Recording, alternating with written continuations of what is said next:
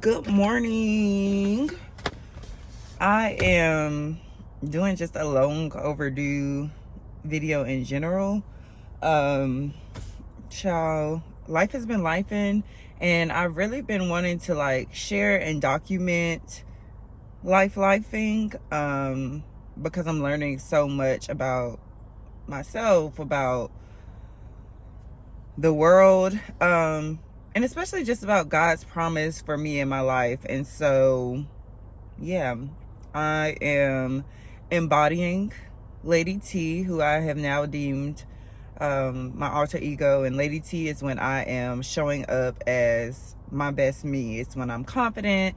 It's when I'm able to record consistently. Lady T does not play any games. So I'm really going to tap into her, but also allow space for Teryn to be vulnerable, Teryn to be herself. Yeah, so let me catch y'all up to speed, because I know that's weird to just automatically start off like, yeah, I'm actually gonna be my alter ego. Okay, so boom, a few weeks ago I started The Artist Way. My friend Imani, y'all have seen her all over anything that I've ever done. So grateful for Imani for always being willing to support me, but also just to share her voice and share her experiences across my platform. So forever grateful for that.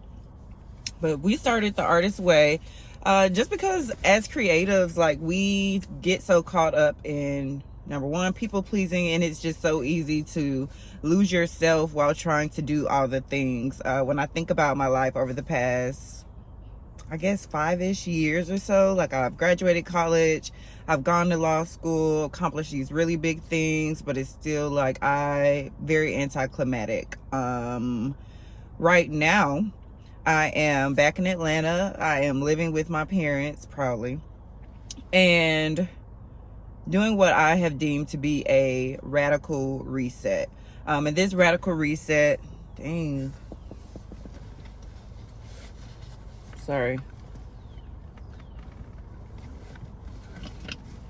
this radical reset has looked like starting from the bottom. Okay, I am completely starting my resources from scratch. Okay, I am doing different jobs, part-time jobs. I'm doing temporary positions. I have worked from call centers, working events, to now substitute teaching. Like, I am trying everything I can. DoorDash, Instacart. I'm trying all the things just to grind and to be able to cover my basic living expenses. So, like, paying for my phone bill, dog food, for my pet. So all those things have been going on, and it just gets so easy to get lost in, okay, who am I actually, besides, these huge milestones, and like, what do I give a damn about? And how do I want to express myself with the world, creatively, professionally, personally? So I'm having a reckoning of sorts. Anyway, so I started week 1 of The Artist Way, and I just put some oil on my hands and got it all over the book. Excuse me, y'all. I want to just share with y'all some of the things from week 1. So week 1 is recovering a sense of safety. Here we talk about shadow artists, people who always are around creatives and artists. I was a shadow artist, but not like willing or bold enough to step into their own artistry and their own creativeness and to say, I'm actually an artist too. So hello world, my name is Teryn, better known as Lady T, and I am an artist. Okay. Next we look at addressing the enemy within. So acknowledging and identifying some core negative beliefs that you have, things that people have told you, things that you have believed about yourself. These are all the things that have honestly held you back. These are all the things that have held you back. Next, we also looked at your ally within. So the motivating factors, the affirmations that can be used as a weapon, as a tool. And then she gives us some creative affirmations and some things. Sorry, y'all. I told y'all I'm working. God just walks into the woods. I don't know. So take a moment for that. Creative affirmations. If you know me and if you followed me for a while, words of affirmation are definitely one of my love languages. Now I'm really trying to unpack that, because is it deeply rooted in this sense of wanting to be accepted by others and people pleasing? Yes. But when I also think about words of affirmation and the power that they have, like, it's important for us to speak positively to ourselves. It's important for us to uplift ourselves and others around us. Positive vibes do matter. The words that we speak matter, and they have power. So good affirmations and using them as a tool is super important, and that is what we talked about in week 1. We then had some like tasks to do, some homework assignments, if you will. One of them included starting this is just a little $1 legal pad from Dollar Tree, and on here it's supposed to say, excuse this sticker that got stuck, but it's supposed to say the morning pages. And this is just where I can write out any thoughts that come in the morning, just to get that stuff out of your mind. It's a brain dump of sorts, and it really, when I do it, 3 pages of writing. You don't go back and read it, no one else reads it, just to clear your mind, and it's best to do it first thing in the morning. So I like to do my morning devotion, which is usually some scripture, reading into like a verse, and then I like to do like a worship song with it, and then I move straight over into my morning pages and kind of just get whatever it is that comes to my mind on the page and release it in that way. And that has definitely made me feel like clear-headed. If you're like me, I'm in my head all the time about all the things, and that's something that I am trying to stop doing, because it's something that is limiting me. It's something that's holding me back from being my best me. And so the brain dump, the morning pages activity, loving that. So before I move on to week 2, I was like, you absolutely have to record a video just discussing what you've learned so far, etc. So here we are. This is that. Let me go through. This is I keep a spiral notebook. Love a spiral notebook. I even added a little tab, but I just want to read through some of the things that I wrote in the first week. So this book is really good about, again, just tapping into the talents and gifts that God has given you, realizing that you are worthy of the things that God has called you to do. And so the first thing I have on here is that the Holy Spirit accomplishes all through me. Just realizing that I'm not able to accomplish any of this on my own and through my own power, but that God is, and God has the power to do those things, and really leaning into that. I know a lot of times I have become so frustrated and so overwhelmed, just thinking that I have to do all the things, I have to accomplish, and it's just like, if I'm so focused on me, like, where am I allowing space and room for God to be God? So that has been a shakeup. Okay, the table has been shaken, and I have definitely been convicted in that. And I'm working towards really understanding what it means to surrender and to release things to God, to show up and do the work that I'm supposed to do, but also to know that I'm not in control. I am the main character of this story, but I am not the author. My story was created way before I even got here or was thought about. And so putting all of those things in perspective is freeing, and like, I feel lighter knowing that. Okay. Creativity is our true nature. It talks about getting out of the way and just letting, again, the Holy Spirit work through you as a creative force, because the Holy Spirit is our guide. More on that in my Faith Talks even though this is really like a faith talk study of sorts. Okay, ignore all the tangents, y'all. It's been a minute since I have recorded phase 4, and I'll try to edit some of this out, but I'm gonna give it to y'all raw. This is just where we are, and hopefully, you know what I mean, you feel like you're talking to a friend and that you can get something from this. So let me just keep going through these notes. Okay, another thing here is showing up at the page. Showing up at the page is super important. I have 100,000. I have so many notebooks, tablets, and I write in them. Right now, I have that one. We've shown 2 on camera so far, and I have probably 3 others in my bag. And I'm always just writing down my thoughts. I'm always writing down my ideas, my experiences, things that I'm observing. I want to give a shout out to my friend Rebecca. In undergrad, Becca, who also is a journalist, world renowned. We're going to go ahead and speak that for her. But she always carried a journal. When we went on trips where we were serving in different communities, she was always journaling and capturing the moment that way. And that's something that I always admired. And I also knew that that's something that the greats did and do. And so there's power in always writing down your thoughts and just getting things out of your head and onto the paper. Write down the things that you've heard. Write down the things that you've seen. Write down the things that you've experienced. It's important for us to journal, to archive, and to really memorialize the moments that we are living, that we lived in, that we lived through.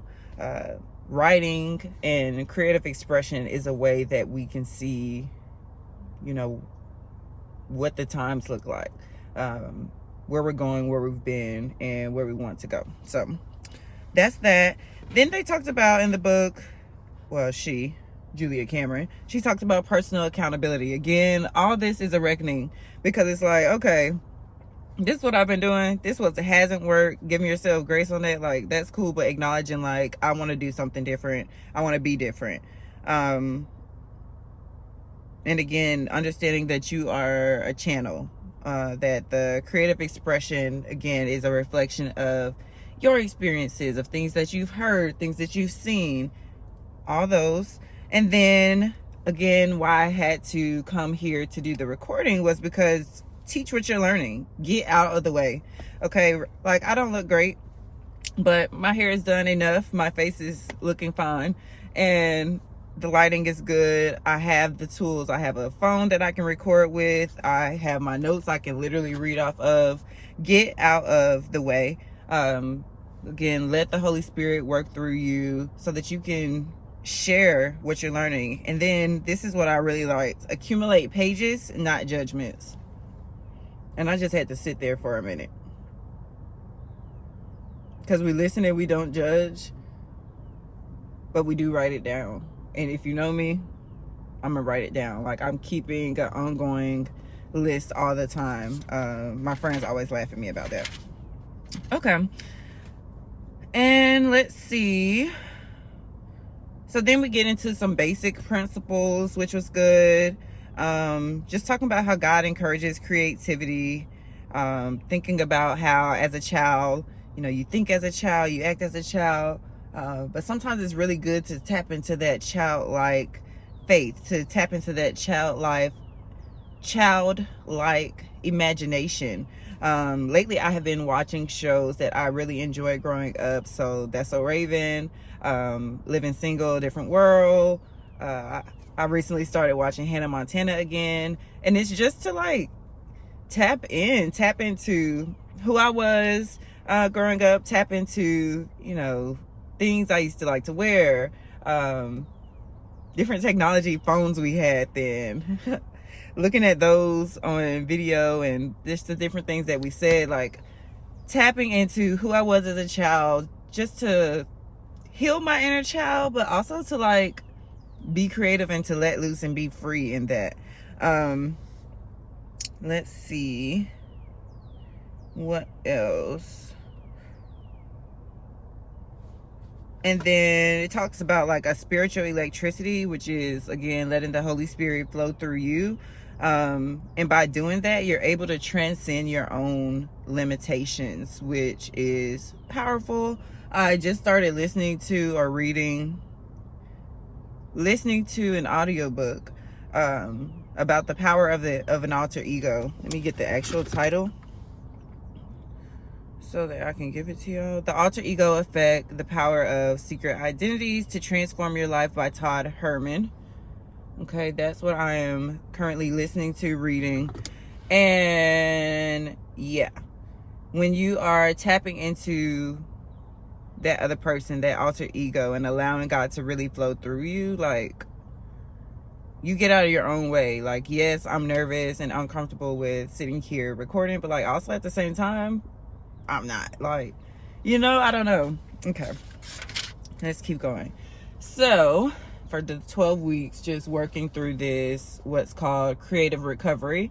It's something that is teachable, it's trackable, and it is a spiritual process, and it feels good. So let's see, some other things we talked about: detachment, which is a withdrawal of sorts, a meditation practice of sorts, letting people and things be, and then deciding if you want those things to still be a part of your life.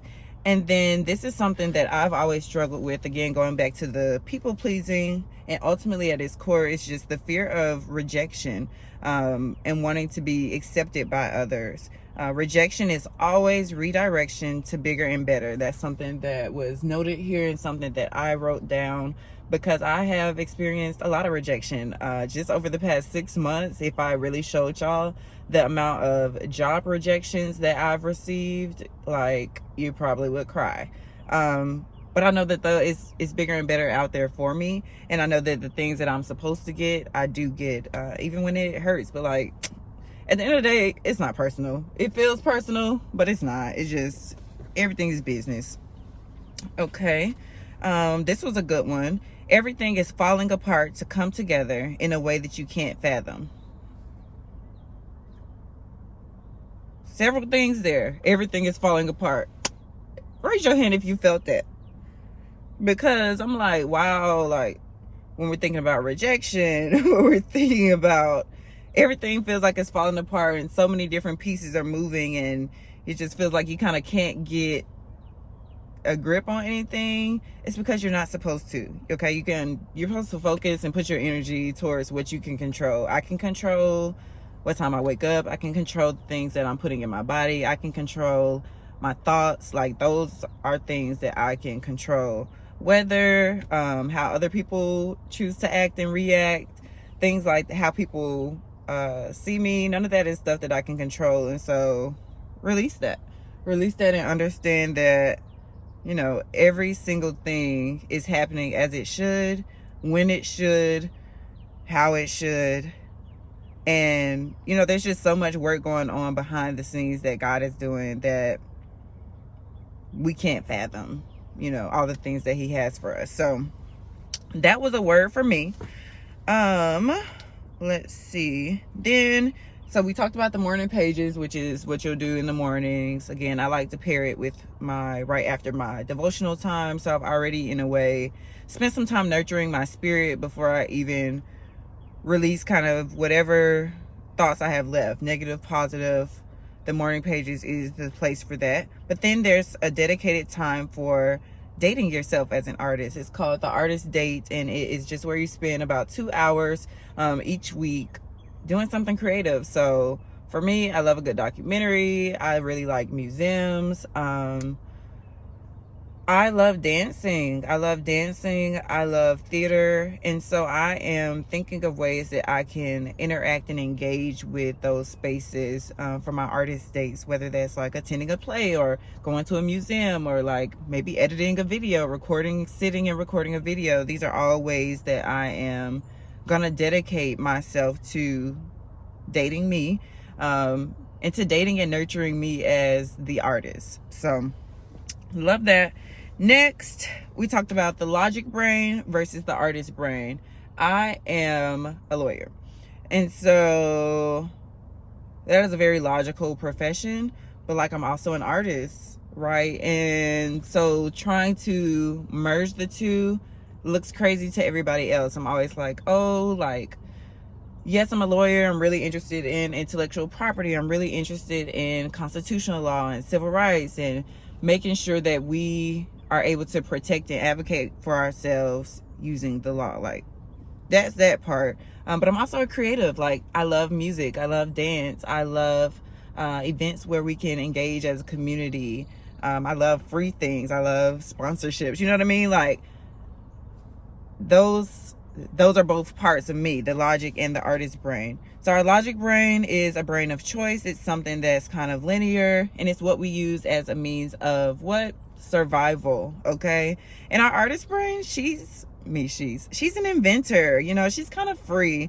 They described her as the absent-minded professor, and I'm just like, I love that. Our artist brain, it works in patterns. It is associative. Our logic brain is more linear. It's categorical, you know what I mean? Black and white. And for so long, I have lived in my logical brain, which just means I have been acting out of survival. Kind of at the beginning of this, I talked about over the past 5 years, like school, law school, working, you know, and it's just like, okay, where are we going? Let's just pull over for a second and pull it all together. And then one more last thing for the artist brain, talks about sight, sound, smell, taste, and touch. It's our sensory brain. It's really leaning into our senses. It's using our hands. It's listening to, you know, the sounds around us, to music. It's trying different foods and cuisines. I'm vegan and I love to eat. So I'm always looking for different vegan foods to try, even if it's not at vegan restaurants. Like, I can pretty much find something vegan at this point anywhere. Potatoes, vegetables, you know what I mean? Like, there are options for us. So if you're interested in that, please let me know. I would love to talk about that more. Then I have week 1 here. Yeah, all of that was the introduction, y'all. I didn't want to lead with that, but it was. Okay. Week 1, recovering a sense of safety. So artists are born from action and the fear of failure. Like, both of those things. Me and my mom have been talking a lot about 2 things can be true. And those 2 things are true. Okay. But we're born storytellers. Like, we always have a story inside of us. There was a story way before we came. There'll be a story long after us. You were born to be a storyteller. So share your story with the world. This part is the part that really read me for filth when I talked about earlier being a shadow artist. Again, I guess I could just read the notes I have. So shadow artists, they're unable to recognize that they possess the creativity that they so admire in others. I was like, oh, judging themselves harshly, afraid to take themselves seriously as an artist. And then this is what has stuck with me. Audacity, not talent, is what makes a person an artist. Y'all might as well close the laptop, phone, you're done. Like, audacity is what makes the person an artist. Just being bold, showing up with confidence, showing up assertively, like believing in yourself that, yeah, like, I'm an artist. That's what it takes. Not the talent, not the resources, not the skills. All those things are supplementary and can definitely help your artistry. But showing up, being bold enough to show up is what truly makes the artist. And I'm like, that is a perspective shift. So, okay. And then again, going back to nurturing, you have to nurture your creativity. Losing the fear of being wrong, of perfection. Like, what is perfection? You should be making strides towards progress. You know, little steps build up. You have to, when you're walking up the stairs, you can't just like go from the bottom step to the middle of the stairs. Like, you could, but like, you definitely fall and trip, and like, it just would be not a cute moment. So realizing that every little step matters and gets you closer to where you want to be.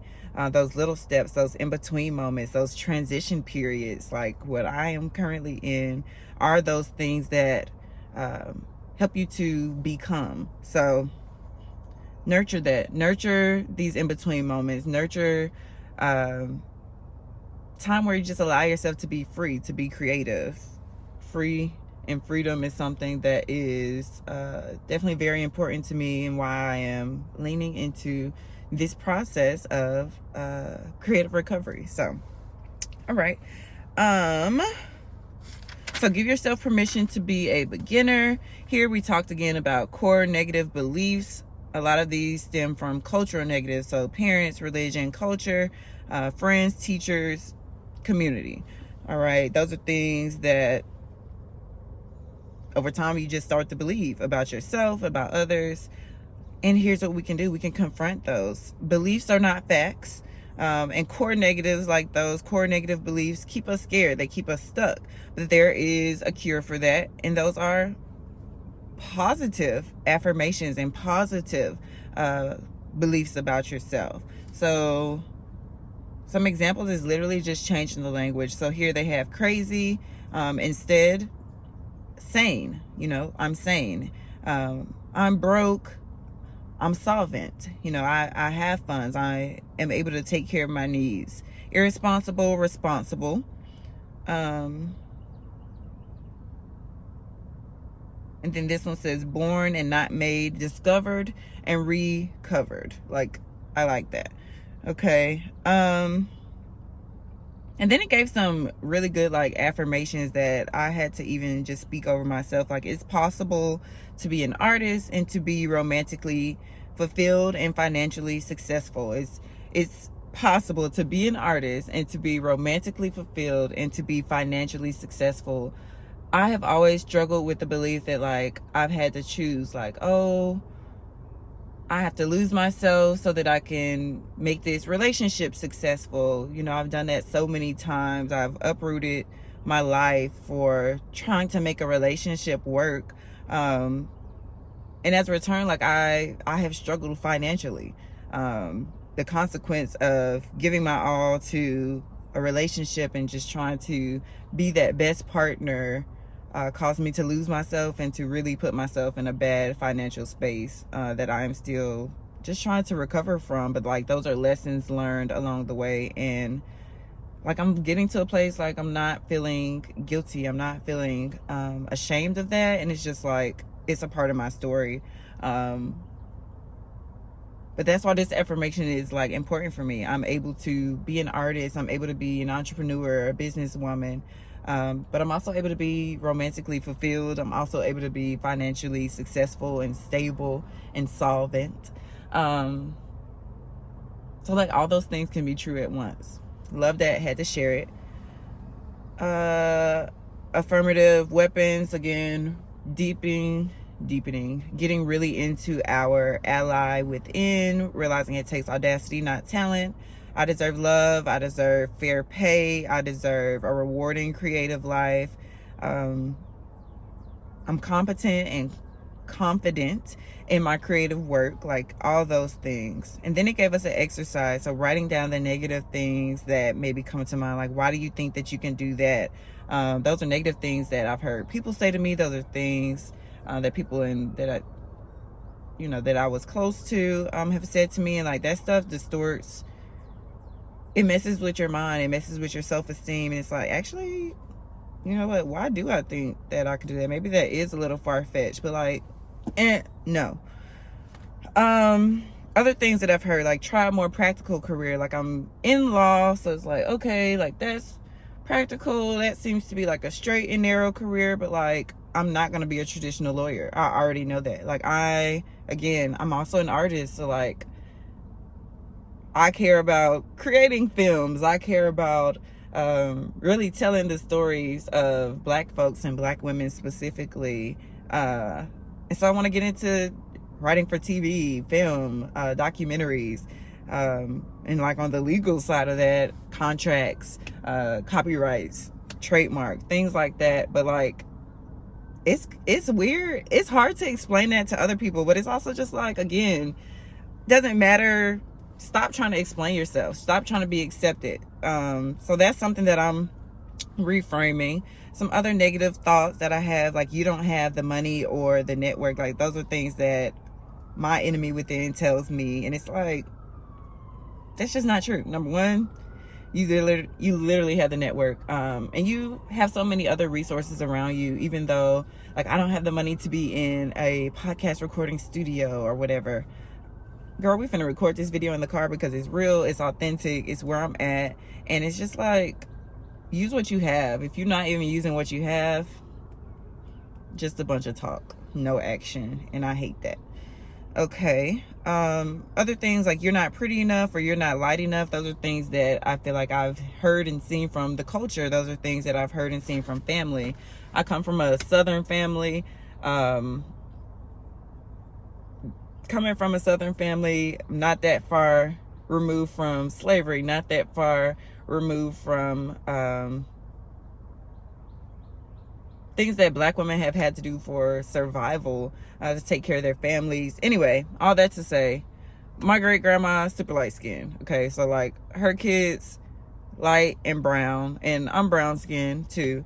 But growing up, like, I consider myself to be dark skinned, and when my family has conversations about darker skinned people, the language that's used around them, the colorism is real. Okay, so I'm impacted there with family, but that is just a larger part of, you know, what our culture is showing, what our culture talks about, what our culture accepts.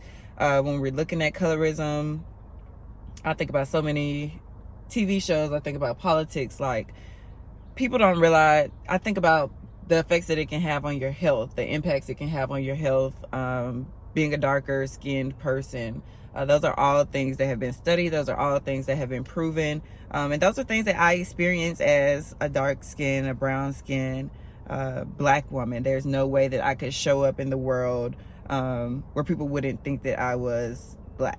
You know what I mean? So like, I'm a woman and I'm Black. Those are two things that you see immediately. And it's something that you have to wrestle with. Like, I want to use those as my superpowers, but I also just know that there are certain kryptonites that come with that. Okay. And my last thing is, like, you can't be mainstream.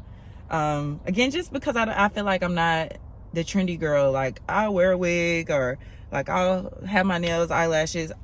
I'm with all of that, but like at the end of the day, I also am with like showing up with my natural hair and like really caring for my natural hair. I'm really into wellness and things like that. And so it feels like I don't know how I would target or market myself to people, but at the end of the day, if I don't put it out there, ain't nobody gonna see it. Okay, living on my phone is not cute. Then I physically wrote down affirmations, and these were some creative affirmations that were provided in the book. I highlighted several, and I am going to share a couple of those because I'm gonna try to wrap this up, y'all. I forgot I got kind of intense into this. So my dreams come from God, and let's see, God has the power to accomplish them. My creativity heals myself and others. I'm allowed to nurture my artists. Through use of my creativity, I serve God. My creativity leads to forgiveness and self-forgiveness. There is a divine plan of goodness for my work.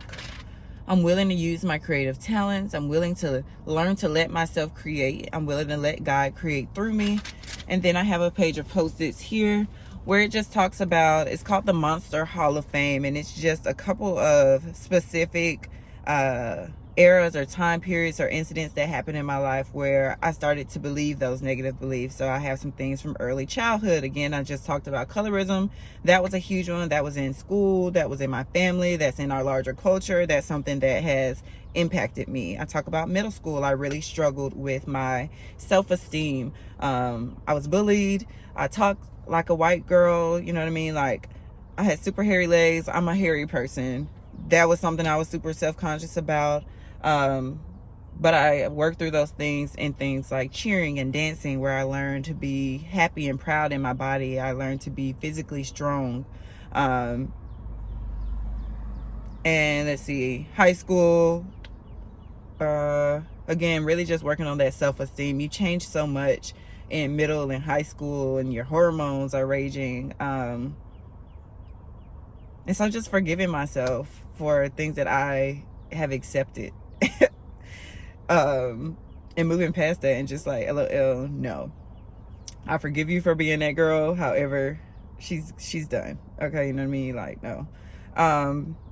Then college, I really talked about, like, the monsters there were trauma as it related to racial trauma, but also the trauma that I faced in relationships, the things that I allowed, treatment that I allowed of towards me. And then kind of this post law school era, again, that self-esteem. It's the self-esteem. Law school and where I was in law school, really, really Southern, really, really traditional, conservative values. All that to say, super sexist. Really low resources. That plays a role. That impacts you. Not having enough resources, not having things that we use every day now, like internet. Like, that stuff matters. So dealing with those, and that is our Monster Hall of Fame. It felt good to kind of pinpoint those moments, put them on paper, realize where I kind of got caught up in some of these parts. And then once I've confronted them and acknowledged them, it's like, okay, I know that's what those times were. That's our Monster Hall of Fame, and that's exactly where I'm going to keep it, on that page. Then I did just a recap. The weekly recap, like how many days I did the morning pages. I did not do them every day, y'all. I didn't. Okay, but as I continue this process, I will. I've done them. Dang. I try to do them as often as I can. As I'm getting now more regular schedule as far as work, I'm able to make sure I'm dedicating that time to me in the mornings. Let's see. Talked about things I struggled with during this first week. So, like, again, schedule and routine. I've been working so many different jobs and just trying to balance my schedule. And now I'm kind of evening out to a more predictable schedule. So it's like, okay, bet.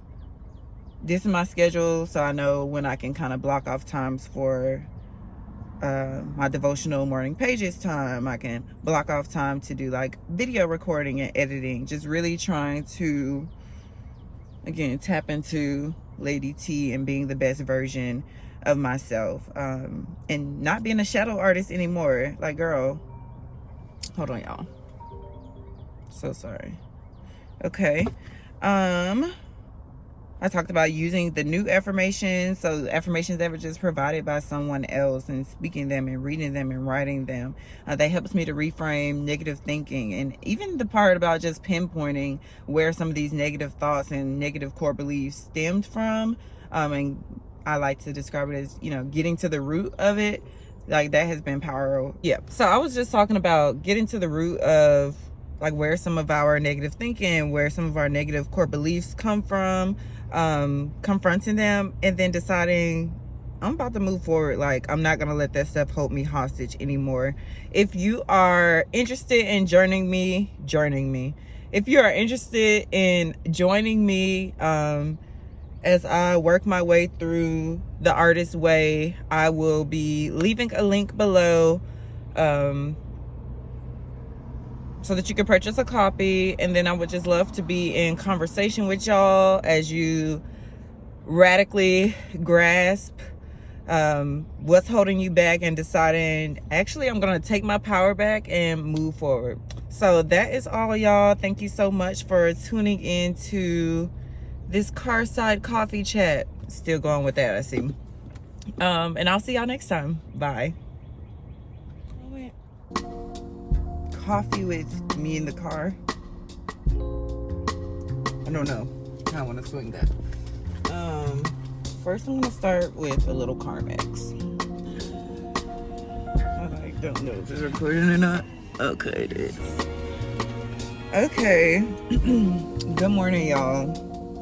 I am having this little chat, coffee moment, if you will. Carside coffee moment.